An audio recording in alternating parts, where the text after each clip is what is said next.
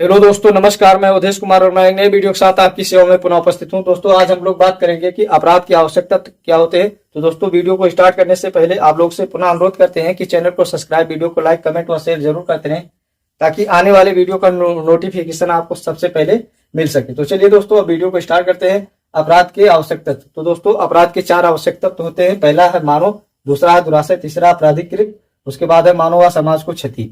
इन चारों एलिमेंट को मिला के क्या बनता है? एक पूर्ण अपराध बन जाता है।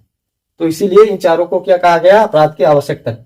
तो चलिए दोस्तों, अब हम देखेंगे इसमें मानव का क्या रोल होता है, दुराशय क्या होता है, अपराधिकृत क्या होता है, मानव समाज की क्षति क्या होता है। तो इन सबको हम समझेंगे। तो चलिए दोस्तों, मानव को क्यों नहीं किसी जानवर को, क्यों नहीं किसी निजी वस्तु को अपराध के आवश्यक तत्व माने जाते हैं। तो दोस्तों, पहले के जमाने में जब जानवर से भी अपराध हो जाया करता था कि मतलब वो जानवर जो है किसी की खेत को या कहीं भी कुछ नुकसान कर देता था, तो लोग क्या करते थे पहले के जमाने में, उसका एक कान काट लेते थे, या फिर दोबारा गया तो उसका दूसरा कान काट लेते थे, फिर गया तो उसको क्या है, उसको मारते थे, भगाते थे। कभी कभी जब ज्यादा गुस्सा होता था तो उसको मार भी डालते थे। तो ऐसे में पहले के जो जमाने में जानवर को भी लोग सजा दिया करते थे। लेकिन अब वो जमाना चला गया। अब जब धीरे धीरे समाज में बुद्धि हुआ, समाज के अंदर जब चेतना जागी, तो समाज ने उसको ये सोचा कि भाई जानवर है, ये इंसान तो गलती कर देता क्योंकि वो विवेकशील प्राणी है, उसका जो है मन अपराधी हो सकता है, लेकिन जानवर का मन अपराधी नहीं होता है। जानवर कभी ये नहीं सोच के चलता है कि फला के खेत में खाना है, तो उसको जो भी फसल अच्छा लगेगा, जो भी आगे आ जाएगा उसको खाएगा, जो उसको पसंद है वो खाएगा। बाकी वो ऐसा थोड़ी है कि नहीं आज फलाने का खेत में नुकसान करेंगे, परसों उनके खेत में नुकसान करेंगे, उसके बाद उनके खेत में नुकसान करेंगे। ऐसा कुछ नहीं होता जानवर के मन में। भाई पेट के लिए दुनिया मरता है तो पेट के लिए वो भी चला जाता है। हाँ, किसी का पालतू अगर जानवर है, अगर किसी का नुकसान करता है तो उसकी जो हर्जाना होता है उसके मालिक को भरना पड़ेगा। लेकिन कोई अगर छुट्टा जानवर है तो उस पर कोई भी अपराधिकृत नहीं है। तो अब जो है मानव को जो है इसमें क्यों माना गया है कि मानव इस सृष्टि का सबसे विवेकशील प्राणी है और उसे गलत व सही का विचारण कर सकता है। मानव जो है इस सृष्टि का सबसे विवेकशील प्राणी है और वह सही और गलत का विचारण कर सकता है, क्योंकि उसके अंदर जो है मन होता है, बुद्धि होती है। उस बुद्धि से वो यह विचारण कर सकता है कि अगर मैंने फला को मार दिया तो इसके लिए मुझे जो है जेल जाना पड़ सकता है, या समाज के लोग हमको यहाँ गाली दे सकते हैं, मार भी सकते हैं। तो ऐसा कुछ उसके अंदर विचार हो सकता है। लेकिन क्या जानवर के अंदर ऐसा विचार नहीं हो सकता है कि मैंने आज इसका चल लिया तो मुझे मारेगा? एहसास तो उसको हो जाता है, लेकिन मतलब वो इतना सब कुछ नहीं सोच पाता है कि मानव जो है ना एक चेतना वाला प्राणी है। मानव क्या है? वो चेतना वाला प्राणी है, वो चेत सकता है। इंसान ही एक ऐसा जीव है या एक ऐसा प्राणी है इस संसार में जो इस सृष्टि के बारे में, समाज के बारे में सोचता है, उसके विकास करने के लिए सोचता है। तो कुछ लोग इसी में होते हैं कि उसको बर्बाद करने के लिए सोचते हैं। तो जो वो बर्बाद करने वाले मानव होते हैं ना, वो अपराध के आवश्यक तत्व में आते हैं। जो गलत करने वाले हैं, जो दुष्टतापूर्वक कार्य करने वाले हैं, ऐसे व्यक्ति क्या होते हैं? अपराध के आवश्यक तत्व में आते हैं। तो इसीलिए कहा गया कि मानव को संसार की सारी जिम्मेदारी दी गई है। मानव को क्या है? संसार की सारी जिम्मेदारी दी गई है कि तुम इस संसार में संसाधन बनाओ। आज इंसान चांद पे चला गया है, मंगल पे चला गया है, लेकिन क्या कोई जानवर मंगल पे गया? नहीं गया। क्यों नहीं गया? क्योंकि उसके अंदर सोचने की क्षमता नहीं है। इंसान के अंदर सोचने की क्षमता थी, वो सोचा, वहां तक उसका ज्ञान बढ़ा, वो वहां तक पहुंच गया। लेकिन जानवर या कोई भी ऐसा निर्जीव वस्तु, ये सब नहीं। जो निर्जीव वस्तु भी कहीं भी आता जाता तो क्या है? मानव के ही सहारे आता जाता है। जानवर भी कहीं कुछ आता जाता है इस समय तो वो मानव के ही सहारे आता जाता है। तो इसलिए कहा गया है कि उसे संसार की सारी जिम्मेदारी दी गई किसको? मानव को। इसलिए मानव को जो है, अगर मानव कोई भी आपराधिक कृत्य करता है जिसके लिए उसे दंड दिया जाए तो दंड दिया जाता है। इसीलिए जब कोई भी इंसान कोई गलत कार्य करता है तो उसको दंड दिया जाता है। इसलिए मान और जानवर को नहीं दंड दिया जाता है, पहले के जमाने में दिया जाता था। लेकिन जब लोगों ने इस बात को सोचा कि अपराध जो होता है वो मन से होता है, तो मन की स्थिति जो है केवल मनुष्य के अंदर ही होती है कि जो हमेशा जो है विचारण करके चल सकता है। जानवर विचारण करके नहीं चलता है कि आज इसको मारना है, उसको गाली देना, ऐसा कुछ उल्टा सीधा कृत्य करना है, वो जानवर नहीं सोचता है। लेकिन क्या है, मानव उस चीज को सोच सकता है। इसलिए मानव को जो है अपराध की आवश्यक तत्व में जोड़ा गया। अब हम सोचते हैं दूसरा पॉइंट है हमारा दुराशय। तो दोस्तों दुराशय क्या होता है? दुराशय होता है कोई भी कार्य जिससे समाज व सृष्टि को नुकसान हो। क्या हो? समाज और सृष्टि को नुकसान हो। कोई भी ऐसा दुष्टतापूर्वक कार्य जिससे समाज व सृष्टि को नुकसान हो, वो दुराशय कहलाएगा। वो कृत्य क्या कहलाएगा? दुराशय कहलाएगा। लेकिन इसमें एक चीज है कि दुराशय में सभी दुराशय अपराध के आवश्यक तत्व नहीं होते हैं। सभी दुराशय अपराध के आवश्यक तत्व नहीं होते हैं, क्योंकि इसमें लिखा है मात्र कार्य किसी को अपराधी नहीं बनाता है। क्या? केवल कार्य जो है किसी को अपराधी नहीं बनाता है। क्यों नहीं बनाता है? कि मान लीजिए कि हम लोग कहीं जा रहे हैं, बाजार में हैं या कहीं है और भीड़ है भाई, किसी को धक्का लग गया मुझसे। अब धक्का लग गया तो मैंने जानबूझ के तो धक्का नहीं मारा। अब भीड़ पीछे से हमको धक्का भीड़ का आया और उसको लग गया सामने वाले को, तो थोड़ा उसको मतलब बुरा फीलिंग हुआ। तो वहां जो है दुराशय तो हुआ, मेरे टकराने से उसको जो चोट लगी या कुछ भी हुआ तो वहां दुराशय हुआ। लेकिन मैंने जानबूझ के धक्का नहीं मारा, मैंने जो है जानबूझ के उसको धक्का नहीं मारा है। तो दुराशय वहां दुष्टतापूर्वक कार्य तो हो गया, लेकिन वो अगर मैंने जानबूझ के नहीं मारा है तो ऐसा जो कृत्य होता है वो अपराध की श्रेणी में नहीं आएगा। मात्र कार्य किसी को अपराधी नहीं बनाता। या मान लिया जाए कि हम किसी ऐसे जगह पे जा रहे हैं जहां पे ज्यादा, या किसी शादी में मान लीजिए गए, किसी शादी में हम लोग गए तो वहां पे हम लोग भोजन लेते हैं।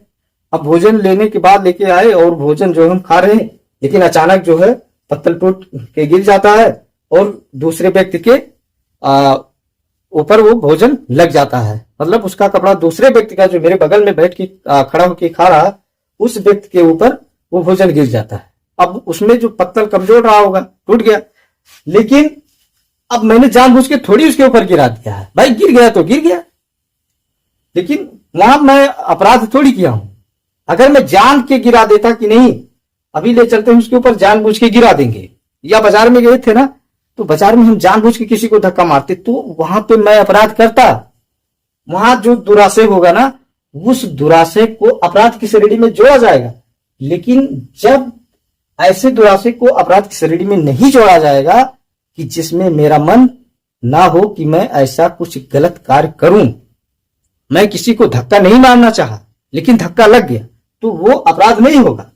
या मैं पत्तल लेके खाना खा रहा था ना, लेकिन वो पत्तल अचानक टूट के गिर गया या हाथ से खसक के गिर गया, मुझको मालूम नहीं चला, तो ऐसा जो अपराध होगा ना, वो अपराध, ऐसा जो दुराशय होगा वो अपराध नहीं होगा। लेकिन अगर मैं जानबूझ के पत्तल गिरा देता उसके ऊपर तो वो दुराशय क्या है? अपराध कहलाएगा।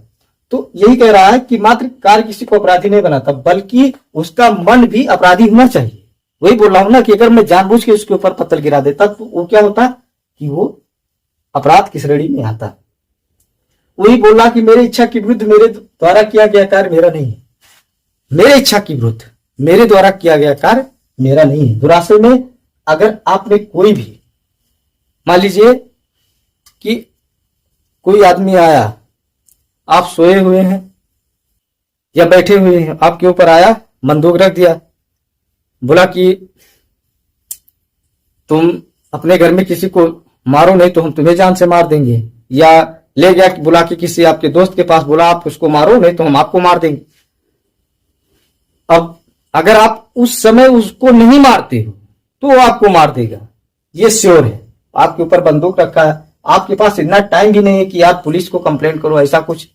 वो डायरेक्ट बंदूक लेकर आपके कंधे पे रखा और लेके चल दिया, बोला फला को गाली दो या मारो या पीटो, कुछ भी करो, नहीं तो हम आपको जान से मार देंगे। तो हमने सोचा यार चलो उसको एक दो कुछ मारना ही है, नहीं अगर हम उसको मारेंगे तो हमको मार देगा। तो उस स्थिति में अगर आप उसको मार देते हैं, जबकि आपका उससे कोई दुश्मनी नहीं जिस व्यक्ति को मरवाने ले जा रहा है, नहीं आप ऐसा सोचते हैं कि आप उसको मारे, लेकिन अब दबाव में आके आप उसको मार देते हैं, तो वो उसमें वहां जो है आप अपराधी नहीं कहलाओगे।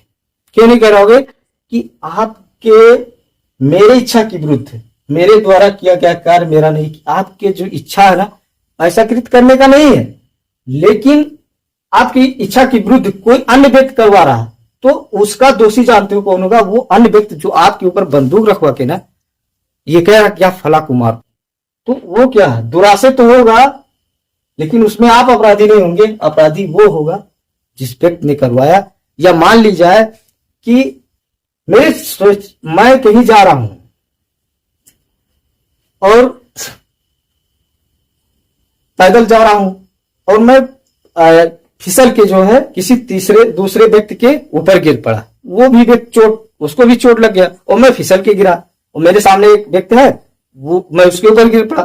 तो जब मैं उसके ऊपर गिर पड़ा तो वो भी चोट हो गया, तो दुराशय तो हुआ, नुकसान हुआ, क्षति हुई, लेकिन वहां पे मेरा कोई गलती नहीं था कि मैं फिसल के गिरूं उसके ऊपर। मैं तो वैसे फिसल गया कुछ कारणवश।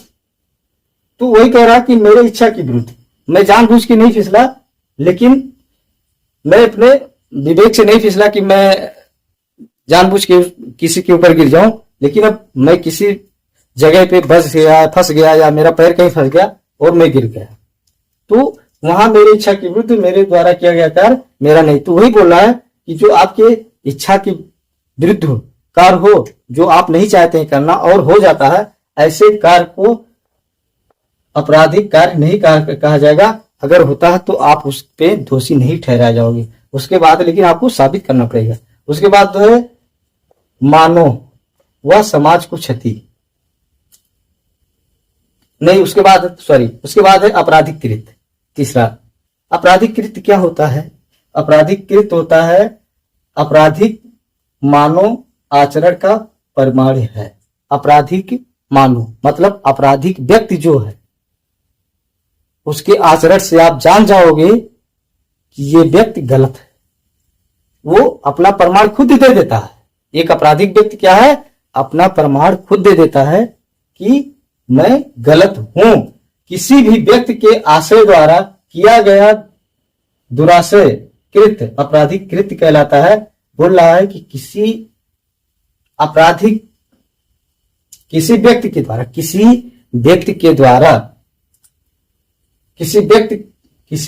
के आशय द्वारा आपराधिक कृत्य बोल रहा है कि आपराधिक मानव आचरण का परिमाण है।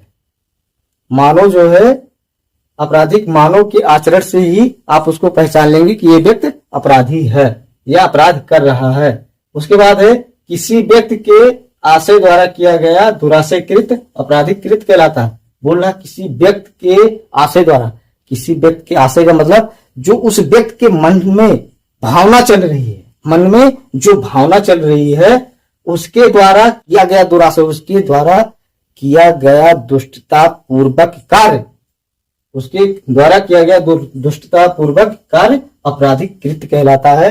कि मतलब कोई व्यक्ति है जो अन्य व्यक्ति के बारे में, किसी दूसरे व्यक्ति के बारे में यह सोचता है, यह अपने मन में विचार करता है कि आज उसको गाली दूंगा, उसको मारूंगा, उसको पीटूंगा, ऐसा कुछ अगर उसके मन में कोई भी कृत्य चल रहा है और वो उस कृत्य को अंजाम दे देता है तो वो आपराधिक कृत्य कहलाएगा। उसके बाद है चौथा, मानव व समाज को क्षति। मानव व समाज को क्षति में हम पढ़ेंगे जब किसी व्यक्ति द्वारा क्षति कारित करने के आशय से दुराशय वाला कृत्य किया जाए तो पूर्ण अपराध का दोष होगा। मतलब जब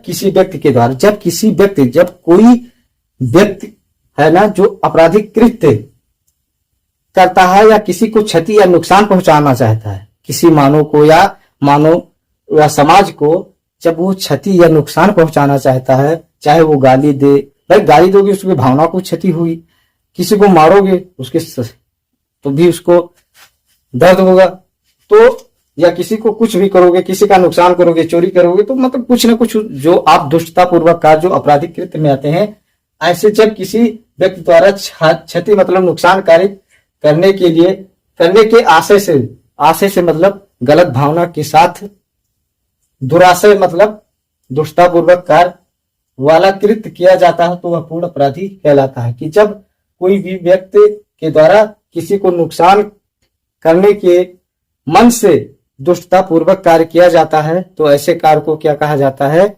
आपराधिक कृत्य। मानव समाज को क्षति कहा जाता है, मानव समाज को क्षति कहा जाता है। तो दोस्तों हमें आशा है कि यह वीडियो आपको पसंद आया होगा। दोस्तों वीडियो पसंद आया हो तो चैनल को सब्सक्राइब, वीडियो को लाइक, कमेंट और शेयर जरूर करते रहें, ताकि अन्य लोगों को भी इस वीडियो के बारे में जानकारी मिल सके। वंदे मातरम, जय हिंद। फिर मिलेंगे किसी नए वीडियो में नए टॉपिक के साथ।